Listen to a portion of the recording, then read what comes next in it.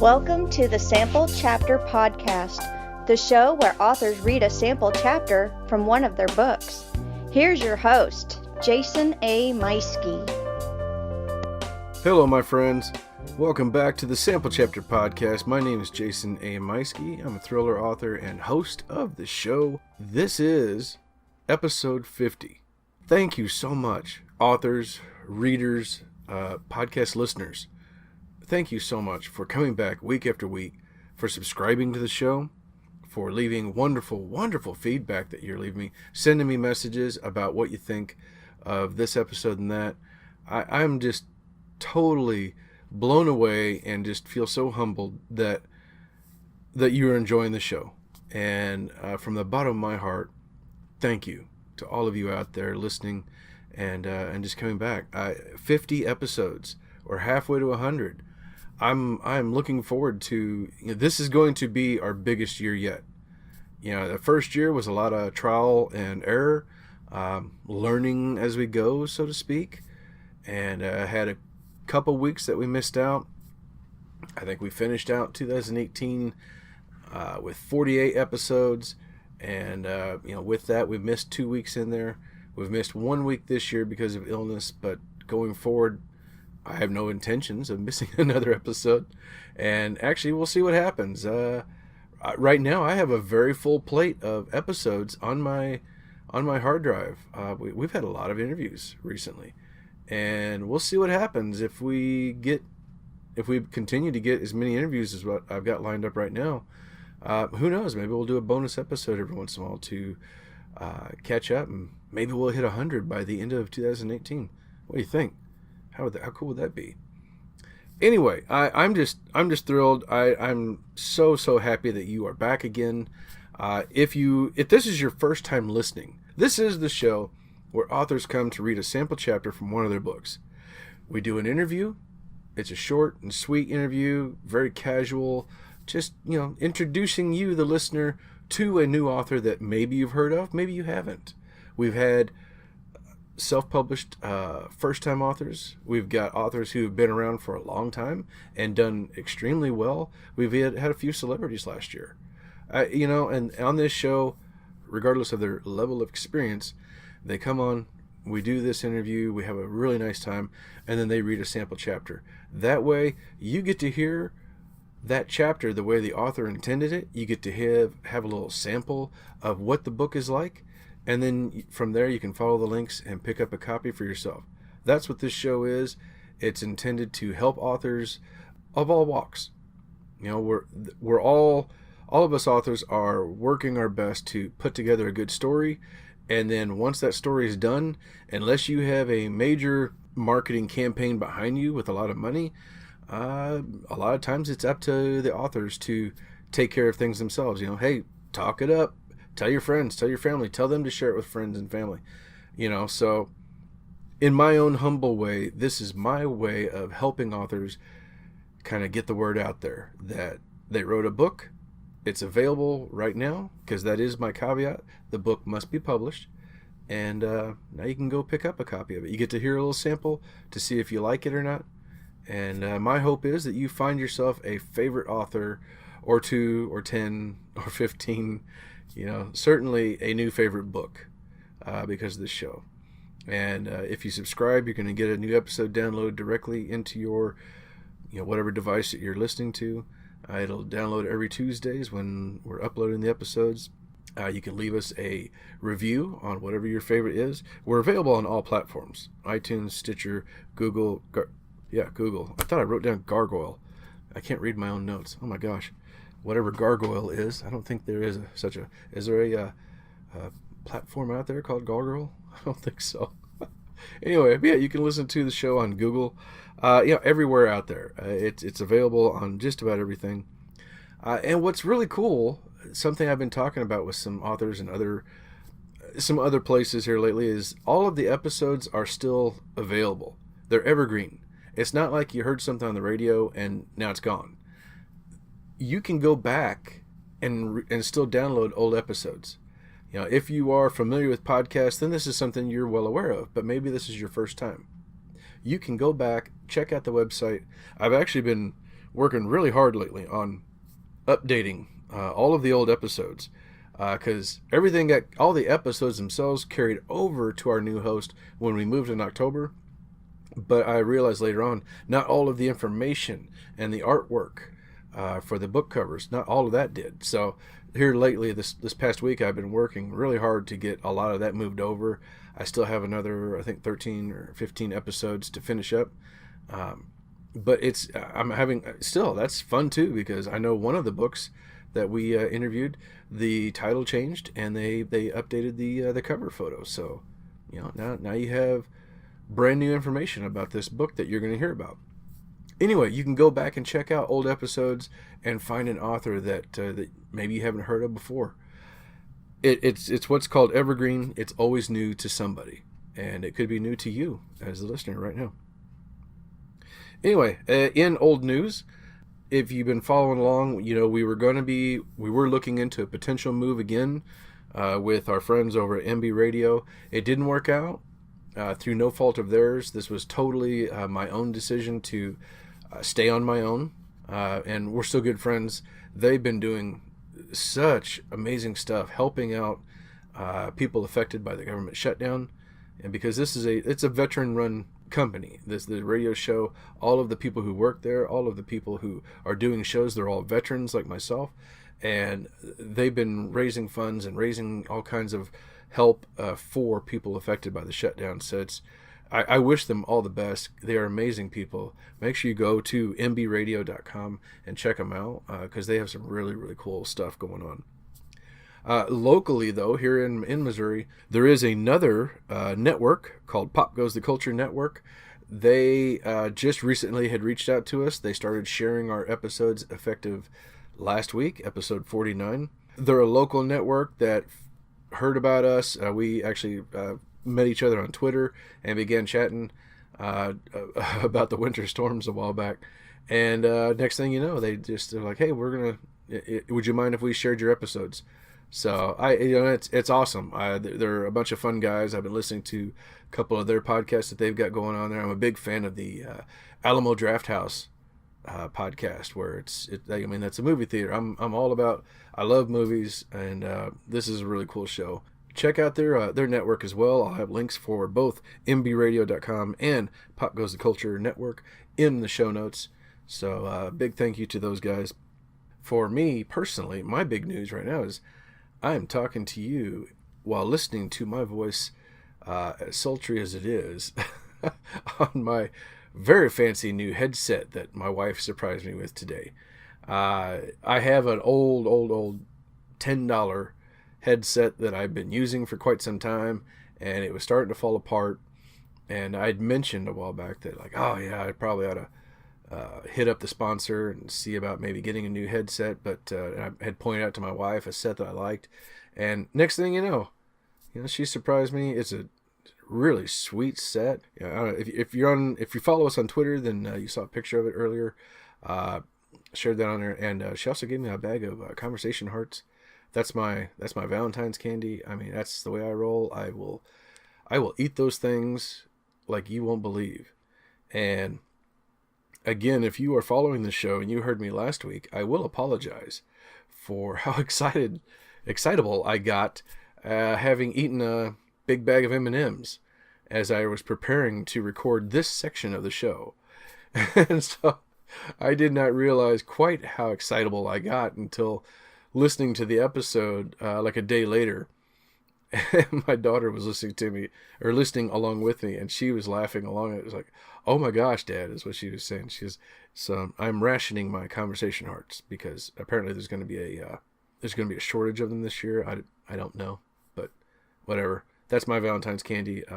Feel free to send me some out there. Y'all can send them to me, care of the show, if you feel so inclined. Anyway, but yeah, my wife is awesome. I love her, and she takes really good care of me, and she's been particularly proud of my work with the show lately, and some things that have been going on in the background, things that I'm changing, things that are coming up that you're going to be hearing about really soon, and making some waves. And I'm really, really happy, and I can't wait to share more information about that with you. And now a word from our sponsor. You Store All out of Warrensburg, Missouri is the absolute premium place for any kind of self-storage needs in the Warrensburg area. Located near Whiteman Air Force Base, You Store All provides both non-climate control and climate control units with a variety of sizes available. The climate control is true climate control, meaning it has air conditioning, heating, and dehumidification. Plus, the buildings are locked up outside office hours for added security. The entire facility is fenced in with computer-controlled gates. You have your own private gate code. And with almost 60 cameras recording 24 hours a day, you know that your goods will be stored safely and securely for when you come back. Check them out online at ustoreall.net. That is the letter U, STORALL.net. And yeah, a big thank you for You Store All. Been our sponsor for over a year now, and they're on board for another year, so huge thanks to those guys. We have the absolute privilege this week of speaking with brand new author L.M. Riviere. Not only is she a big Lord of the Rings fan, but she is also a photographer, editor, and web designer. Does a lot of writing.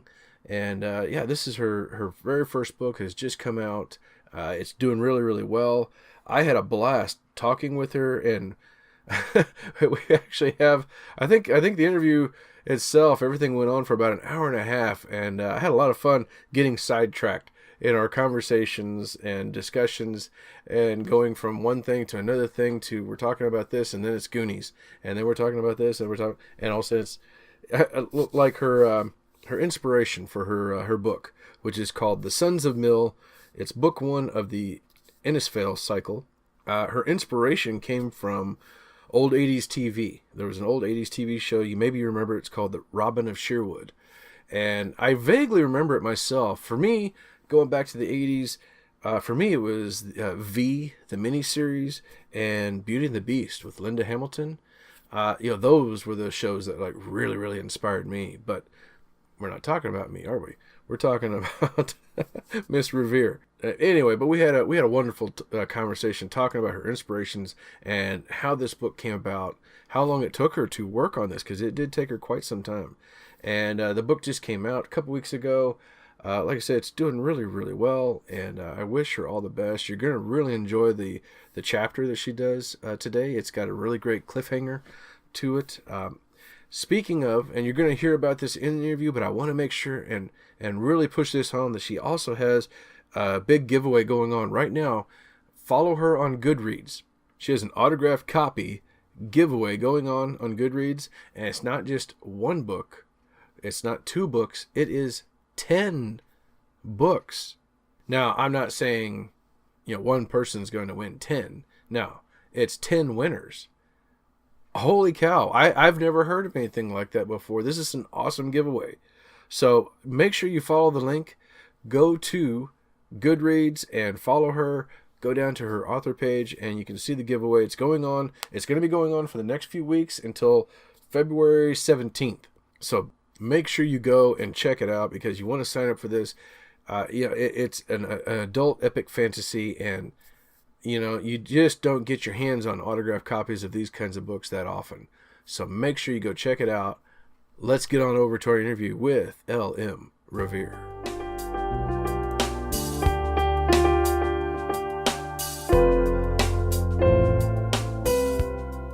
Welcome back, everybody. It's another episode of the Sample Chapter Podcast. This is, as I said earlier in the intro, this is episode 50. It's a very exciting episode for me.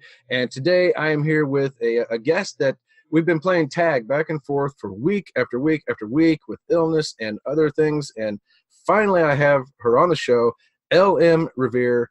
Welcome to the show. Thanks. I'm really excited to finally get you on here. I can't believe the grief we've gone through trying to get this set up. Flu season. The bane of all of this. Yes, absolutely. Oh my gosh. Well, go ahead and tell the audience a little bit about yourself. Well, my name is L.M. Riviere, and I write adult epic fantasy. And my first book, The Sons of Meal, is out now on Amazon.com. I also have a Goodreads account in case anybody wants to check it out. It has full descriptions on it. Basically just here to discuss the book and interact with everybody and say hello. Fantastic. Now, during the day, you are a photographer, writer, editor, and web designer. You sound like you've got a full schedule throughout your day. Yeah, I think I think I have too many things on my plate most days. I'm a freelancer, so I basically just perform whichever task tends to make me money at that particular time to make a living. Liberal arts degrees. Woo. So we kind of got to be as flexible as possible. And I have worked very hard to make myself as flexible as I know I could be. For photography, I'm typically a landscape photographer. I sell prints of my work and I do some commission work, but not a whole lot of product design or product display. Most of that I do if I'm going to build a website. I do web design and web copy, web development, etc. And then on the side of that, I'm also a developmental editor for other authors who are seeking to publish or query or what have you. Very cool. Jack of all trades, I guess. Yeah. Well, there's something to be said about staying busy, because a year ago when I started this show, I was working 2 jobs up until just recently, writing, taking care of very, very full house. And then I thought, hey, I'm going to do a podcast. And for some reason, it worked. Like just having all these things to do. I really enjoy that staying busy part of it. And it's like it keeps the creative juices flowing. So do you find that as well? Oh, yeah, of course. And sometimes it's unfortunate because you'll be working for somebody else and you've got 5 things on the docket for the day and you're like, wait a minute, I have a brilliant idea. When I'm done to get it down. Yes. By the end of the day, you're like, we'll have to save that guy for tomorrow. But I mean, yeah, I like to stay busy. I don't like to, if I'm sedentary for too long, I feel guilty, honestly. And sometimes if I'm reading or enjoying myself too much or going out with friends too much or any of that, I will feel guilty that I'm not working. So, and if I'm not, and that means working either for other people or for myself, so like I prefer to stay busy. And I do find that the editing jobs that I do, the things that I do on the side, especially photography, really lend to my writing. For my photography, as I said, I do landscapes. So I take these, huge long exposures, and it's usually like full absorption sunsets where I, dial in all of these commands into my camera. So you're pulling out maximum saturation. And I feel like, and motion. And I feel like every single time I take one of those pictures, I'm also writing. So, vivid sunsets, brilliant blues, bright greens, like shadows creeping in from the corner, things like that. I'm always telling a story there. Mm-hmm. And even when I'm building a website, it's the same thing. So I feel like all of the things that I do come from the same place, almost. I don't know if that makes sense. It does. It does. It reminds me of the first time somebody told me that you should probably be a writer. Because I remember sitting on a porch when I was like in my young 20s, and it was like really early in the morning. I lived way out in the country. I sat down with a cup of coffee, and there was deer going across the yard. Some geese flew overhead, and I'm telling the people at my work that day about it, and they're like, "Who cares about that?" I'm like, "What? I thought it was really fascinating." And I'm telling all the details, and they're like, "Yeah, you ought to be a writer with all that." And it kind of, yeah. I was like, I love all these details. This is really, I just love the experience. So we empathize. I'm empathizing with you. I absolutely agree. Life, art, it comes from life. So for me, anything that's atmospheric lends to my work. It lends to anything that I paint, that I take pictures of, that I write, whatever. So, I mean, for sure. Like those small moments, those things that people might overlook as they're busy or they're rushing around, like if the sky's a certain pink or a certain color, certain coral type of color, like I will stare at it until it's gone, and think of all these adjectives and words and, things will just swirl in my head until they come together, coalesce into some kind of artistic, like blurb or art form or a sentence or something, you know what I mean? I'm always creating something. Yeah. And touch back on our original topic. If I don't feel like I'm doing that, I don't feel like I'm doing anything. I don't know. I guess it might sound weird to some people, I'm sure. Well, maybe to some people, but it's I think as authors and creators, creative people ourselves, there's influences all around us. And like before the show, we were talking about your influences go all the way back to like childhood TV. from back in the 80s. The 80s, yeah. man. Yeah. So, The 80s are basically one glitter-drenched decade. Fantasy was, I feel like fantasy really hit its, stride in the 80s. I really do, because they had the technology to make these things gorgeous and vivid and beautiful, and people could understand them, Yeah. Whereas if you tried to read Tolkien in the 60s, people were like, what? My grandmother told me she tried to read the Lord of the Rings when she was young, and she was like, I just don't understand this weird epic poem I'm reading right now. And none of the descriptions make sense. I can't visualize it at all, and nobody's ever going to read this. And I was thinking to myself, well, I would read it. And then, as I started writing The Sons of Miel as a teenager, this is well before The Lord of the Rings came out, I was like, nobody's ever going to read a story about elves. I have her voice in my head, And then sure enough, 2001 rolls around, and it's the biggest movie in the world ever. You know what I mean? Exactly. Well, I was like, well, I guess I better go ahead and write this story. Well, I'm glad you did. I mean, and that's what gets me is that, like I said, with the inspirations, the first seeds of your inspiration for The Sons of Mill came way back then. Now, tell us a little bit about that inspiration. Well, specifically the things that got to me as a child were the show Robin of Sherwood, which I think they based that Kevin Costner 89 one on. A lot of the, the cultish aspects of it, Mm-hmm. the mysticism and the sorcery and all that kind of stuff. I think they took that from that show. Mm-hmm. But when I was a kid, I was like, wow, this is the greatest thing I've ever seen. And I wanted to write a story about a Robin Hood character who, and even one of the characters in my book, his name is Robin for a reason. But, I wanted to write that story about this, woodsman-like character, kind of gruff and overlooked and very dissatisfied with society as it is. And I don't know, it just kind of germinated in my head. And then you see things like Labyrinth and The Dark Crystal and Legend, which I was obsessed with that movie when I was a kid. The whole idea of the constant war between light and darkness and how neither really exists. It's all shades of gray. So, these things really sunk their hooks into me as a child. And I don't know, they just kind of, Ben Maiden was born then, and I wanted to make him this imperfect character who people could relate to, but he had a higher soul. He had a higher purpose. There was something more to him than what he showed to the world. So I don't know. Yeah.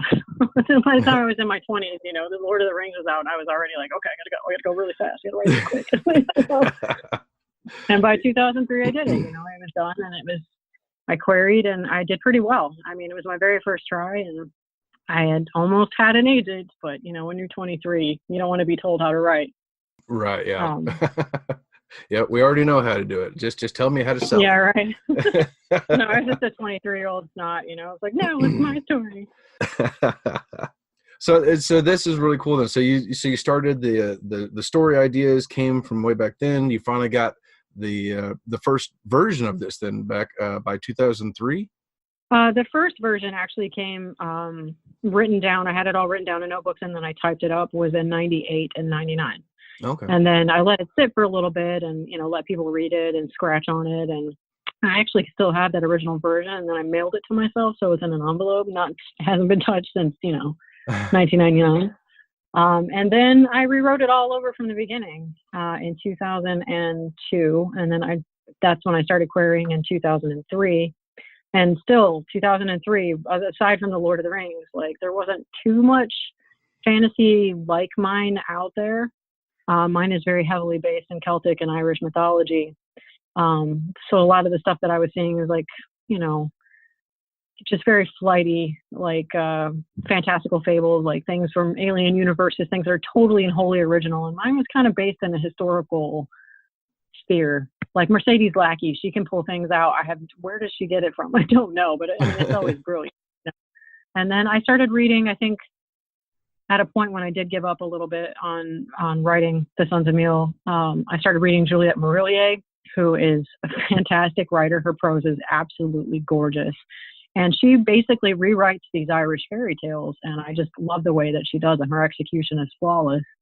So I guess, was influenced by them a little bit too, towards the third and fourth rewrite of this book. But yeah. Yeah. Well, like I said, I haven't started the book yet myself, but the cover is gorgeous, and it sounds My friend Mike did that, Mike Baker. Oh, very, very nice. Can I throw that in there really quick? What's up, Mike? Absolutely. Yes. Hey, Mike, great cover, buddy. Well, and the idea, the story itself sounds really, really cool. Tell us about the story. What is what's your pitch? What is the story? You know that is like the most dreaded question for many authors ever. Tell us what your story's about. Open a window, leaps out. Yeah, exactly. The story takes place, let's just say that Innisfail is a land embroiled in conflicts between three disparate city-states, essentially. Oh, and these city-states all have a different idea of how society should be governed and ruled. Two of these city-states are mortal, i.e. human, and one is not.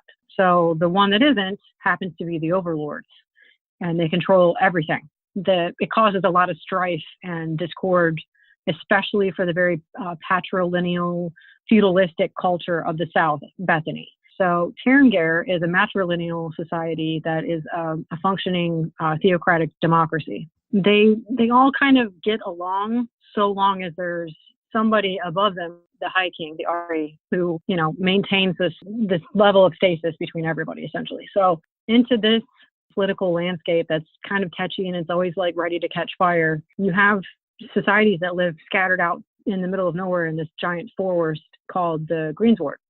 And they prefer that area because they're not beholden to anybody out there. And it's a rough life. It's tough. It's hard, but they don't have anybody to answer to. And one of the people that is very integral in this particular story, and the opening, book of this story is Una. And Una is herself torn between the two mortal cities. Mm. And she would much prefer not to be tied to either. She would prefer to have her own freedom and live much in the same way a lot of these people in the Greensward prefer to live, which is with no authority. And she runs across this character. His name is Ben Maiden, who is a drunk. He's not a nice guy. He's very selfish and vain. And he is, he's basically friends with a bunch of poachers and criminals. And he runs afoul of them. So he's out in the woods by himself. And they happen to come together, Ben Maiden and Una. And as that happens, because of that situation, they're both kind of cast into this burgeoning war that is ever present under the current of things on this continent because there's so much bitterness against the High King. So that is where the story essentially takes place. Well, that sounds amazing. So probably the biggest, longest description ever, but No, it's all right. I mean, it really paints a picture then. So you got like the least likeliest of heroes being thrown into such a position in this epic fantasy. It sounds amazing. Thanks. So you've already got two others, some sequels to this that you're working on. They're going to be ready soon. They're done. They're done. Oh my gosh. They're written. They're Wow. drafted and ready to go. But I, need to edit and stuff like that. And also I didn't want to release them all together because although that's recommended on Amazon sometimes, I needed more time to work on these two because, as I said, this was all one story that I wrote about a year ago, like when I did my last rewrite. Yeah. So this would be my fourth rewrite, I guess. So yeah, but I wrote 600,000 words all at once. So wow. I had to parse them out, and I took a lot of time off of work. I, suffered to get this book done, and it was the editing to split everything up and to, pace it all out. I'm very meticulous with my story structure. It's got to be, beginning, middle, end. There has to be a climax. And for every book, making sure that climax is woven together correctly and everything maintains the same narrative voice. That was the most challenging part for me. But now these books are essentially, they're drafted. They're ready to go. Their voice is established. The beginning, middle, and ends are established. It's just some minor tweaking that I would like to do. When I say minor, I mean, it's probably going to take me another 6 months, but still, Still, yeah. They should be out very, very soon. Yeah. Well, still, I mean, that's awesome that you have them like basically almost ready. I mean, a lot of us will write the first book, put it out, and it's like, yeah, I've got so many others coming up. I plan to start next month on book 2. It's like, we're not quite ready yet. So, but this is I've been this that is guy. cool. Don't get me wrong. I just had enough. I was like, all right, I need this monkey off my back. So it's got to get done. Awesome. Do you have plans for a future book that's outside this this genre or a different Actually, story? yes, I actually have another series. I believe I'm going to market it as a young adult series, but it's more for younger children. So I would say between the ages of 10 and 14, you know what I mean? Yeah. There won't be heavy love triangle stuff that I tend to find in young adult fiction and tends to bother me quite a bit. But it's more of an encouraging, like motivating tale for young girls and boys and about how to handle mediocrity. I don't want to give any more than that, but it is a fantasy and it's set in a magical world, and like there's some very interesting characters. The main character, Nyx, is a very strong female character, and she solves a lot of puzzles, and she's very brilliant, and she has to drag along this spoiled brat. His name is Rye, of a nobleman, and they end up, solving a lot of mysteries and crimes together. So I don't know. That story should be coming out when I have this particular monkey off my back, which would be maybe next year. I will be able to actually get that out. And then I also have a screenplay that I wrote in 2009 that was actually pitched to HBO. It's a really long story. And they liked it, but as an unknown author, it's kind of hard. They're not going to finance any kind of period piece. They're not going to take an unknown writer who's never been, anywhere before. So I'm, essentially nobody. But well, you never like to novelize that as well. Yeah, well, you never know. I mean, we're in a new age of entertainment and creativity, and the indie boom. I don't know. Some people are saying it's coming down. I think it's still taking off, and I think I agree. I think agree. we're the indies out there. I think are right at the cusp of. It's not going to be long before Netflix or somebody's going to pick up somebody who's I just wrote this book last year. It came out. It was an immediate hit, and all of a sudden, wow, look at this! My show's on Netflix. It's bound to happen sooner or later, and I think this is just going to keep getting bigger and bigger. I agree, and if you look at Patrick Rothfuss, he wrote In the Name of the Wind, which is the King Killer Chronicles. They're fantastic. I love those books. And I honestly feel that the Sons of Meal is kind of a good bevy balance between Patrick Rothfuss, Terry Goodkind, and Juliet Marillier. So they're kind of, if you're a fan of any of those, or even Jacqueline Carey, like with the Crucial's Dart series, that's very well done. Mm-hmm. That's kind of the way that I've crafted the Sons of Meal. But Patrick Rothfuss himself, I believe, has sold the King Killer Chronicles to Netflix. So, I mean, fingers crossed I'm going to actually get to see that on the screen. I don't know what I'll do with myself. I'll be so happy. But one of your favorite books gets made into that. But I think, I agree with you. Netflix, Amazon. I do know that Amazon is developing a Lord of the Rings series. Yes. It's supposed to be the most expensive show that was ever made. So we'll see how that goes too. Yeah. Well, let the audience know, how can we find you online? How can we follow you? I am on Twitter at LM_Riviere. That's RIVIERE. I am on Instagram at LMRiviere_author. I am on Facebook at LMRiviereAuthor. And you can find my work at Amazon.com/author/LMRiviere. I'm also on Goodreads too. So if you are a fan of Goodreads and you like to reach out, and I'm actually currently doing a giveaway on Goodreads right now. So I'm so happy you said that. I'm so happy you Yeah. said that. Yes, I wanted to make sure and touch on that too, that you have an amazing giveaway, because your episode's going to be coming up very shortly. And there's still lots of time for a giveaway on Goodreads for people to come and find you. Go ahead and tell us about that real quick. Yeah, on Goodreads.com, if you go to The Sons of Meal, book one of the Innisfail cycle, or if you just search my name, LM Riviere, you will find, like if you scroll to the bottom of my author page, you'll find a giveaway. I'm offering 10 books that'll be autographed to 10 lucky winners. So if you enter the giveaway, I think there's a good chance that you might be one of them. So, I mean, give it a try. It's a free book. It's an autographed book, and you'll get a free trade paperback copy of the Sons of Meal. And also I'll provide links and stuff for any of the artwork that's about to be released soon. That'll be a map of, I might do t-shirts and also bookmarks and things like that.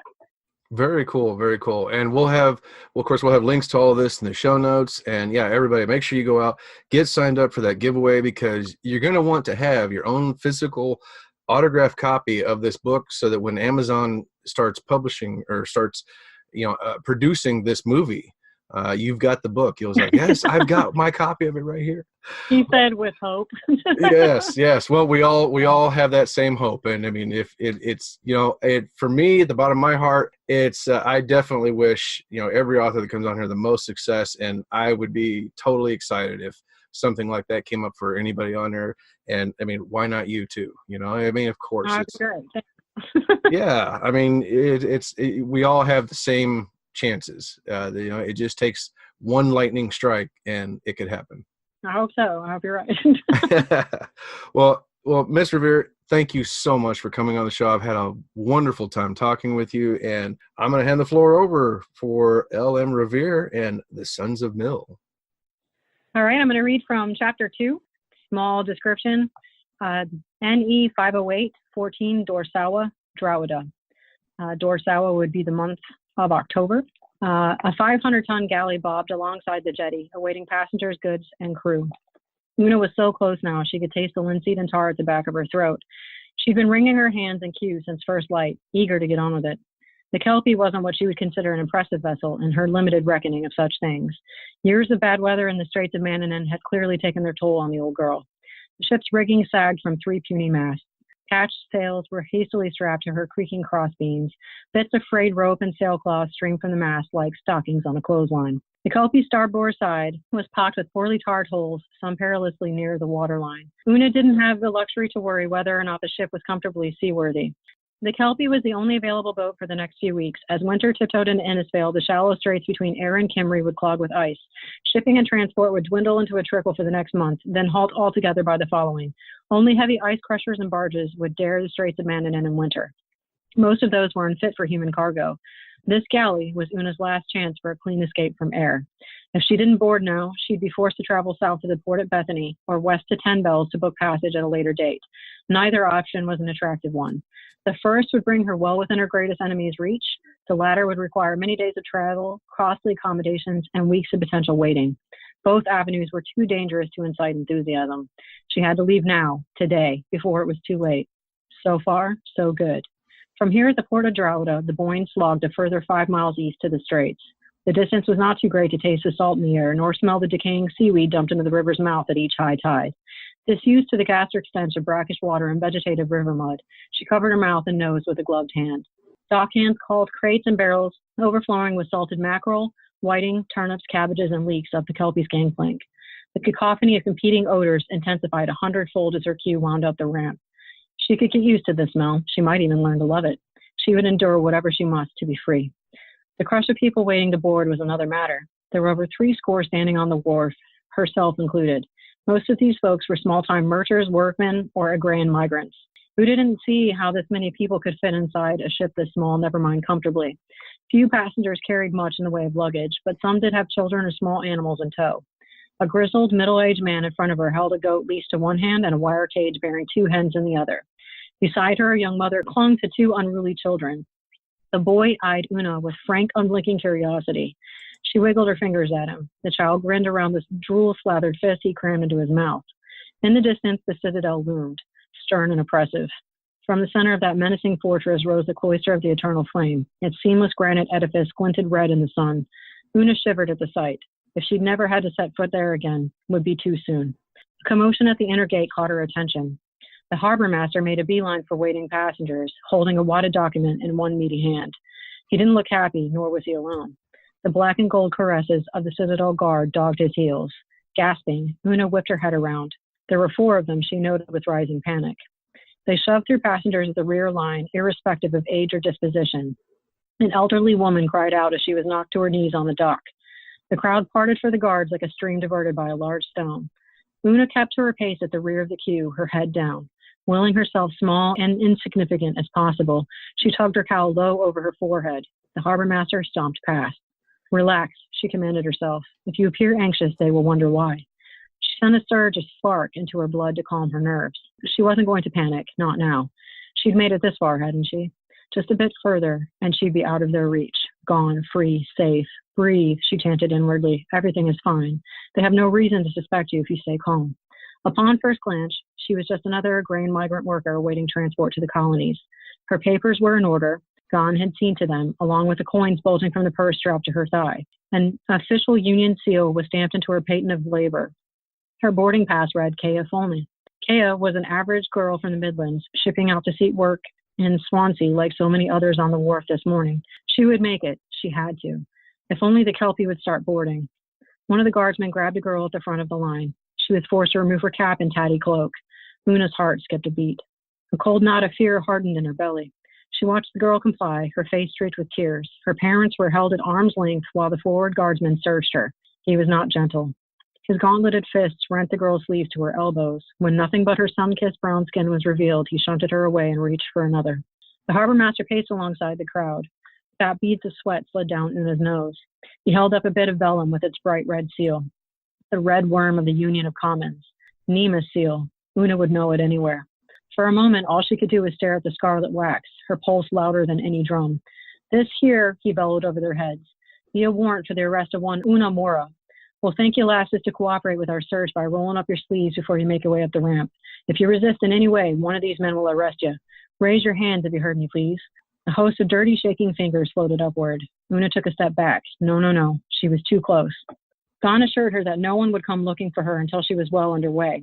How did these guards have a warrant already? Why did it bear Nima's seal? Every second that passed made Una's nerves sing with renewed anxiety.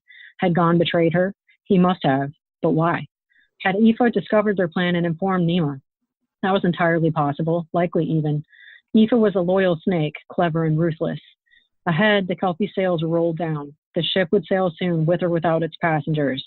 Una might have known. Things had been going too smoothly. What's she done then? Asked the matron beside her, hefting her son high on her hip. Her auntie daughter wriggled around her knees. This girl you're searching for. As she spoke, another woman was jerked from the line and forced to partially strip. A second guardsman moved in from the opposite side, jerking hoods and hats off of every female head he approached. It wouldn't be long before it was Una's turn. She closed her eyes on the silent prayer. So much for her easy escape. Raise your hand, please, missus, so I know who's speaking, boomed the harbor master, holding the warrant over his eyes to block the sun. I've little ins here, master, the matron snarked. I've no free hands to spare. Answer the bleeding question. What's this dread girl done requires the manhandling of respectable women like us, eh? A murmur of eyes rumbled through the crowd. Women did not expect such treatment in Terngare. Her neighbor stared straight at Una, her interest plain. Una took a step backward. She's a primo of the cloister, missus. Then women don't deign to tell us men nothing. They want her, that's all I know, he replied, signaling the nearest guardsman to follow her voice. Una shot the matron one fleeting glance. To her surprise, she winked. Next thing Una knew, she was holding the woman's sticky, squirming son.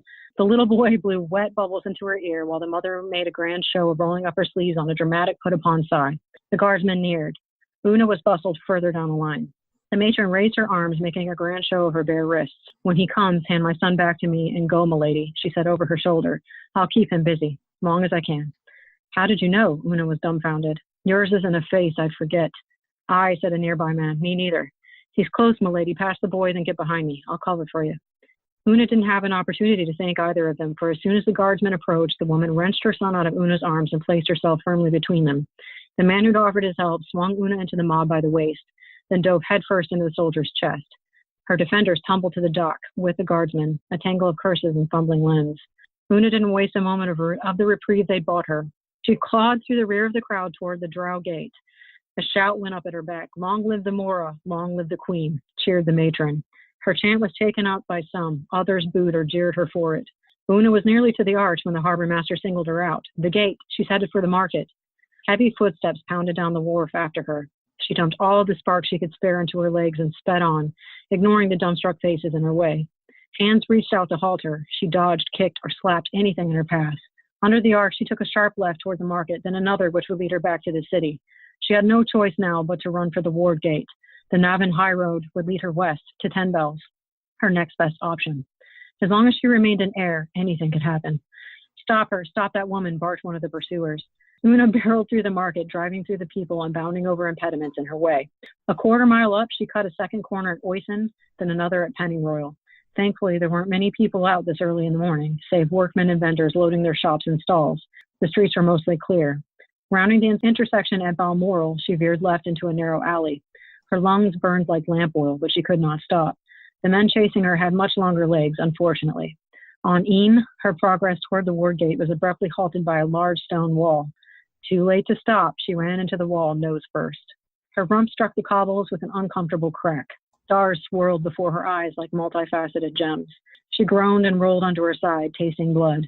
Newly cut stones were stacked under the scaffolding above her head. How could she have known they were working on this end of the citadel? This was the first time she'd set foot outside of the cloister in years. Groaning, she held a hand under her streaming nostrils. There you are. Her ears rang. Shaking her head to clear it, she pushed herself to her feet. Una glared up at two citadel guards. One of them unwound a bit of rope from his forearm and slunk toward her with an oily grin. He was an odd-looking fellow, spindly limbs but portly round the middle, like a spider. Careful, his companion huffed from the corner.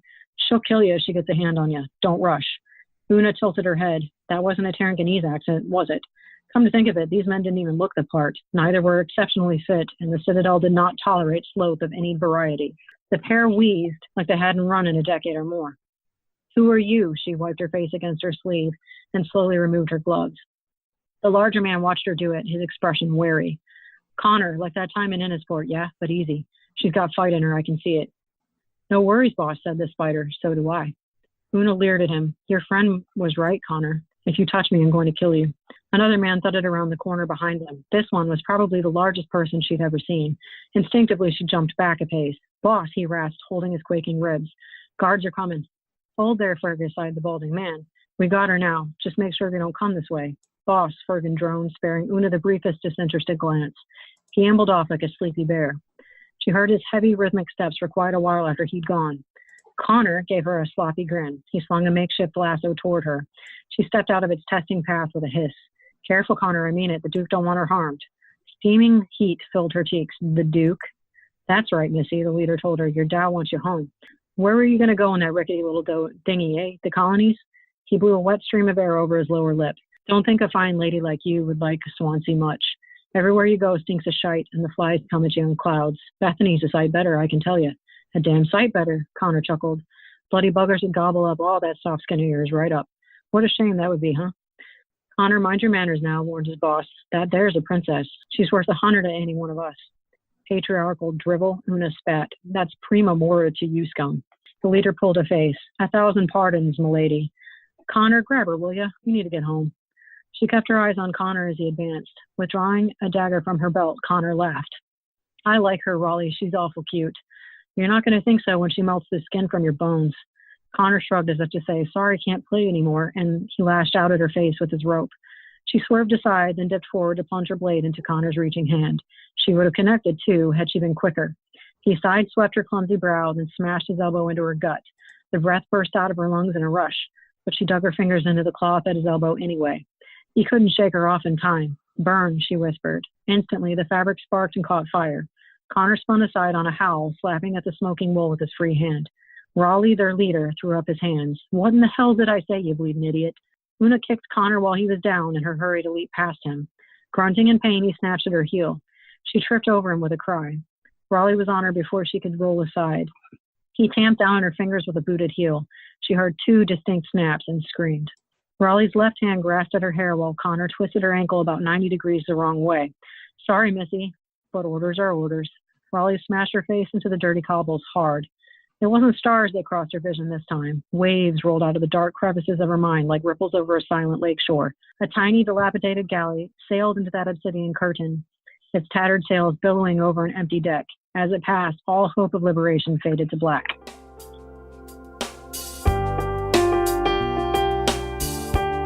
And that was L.M. Riviere reading a sample chapter from her breakthrough book, The Sons of Mill, Book 1 of the Innisfail Cycle.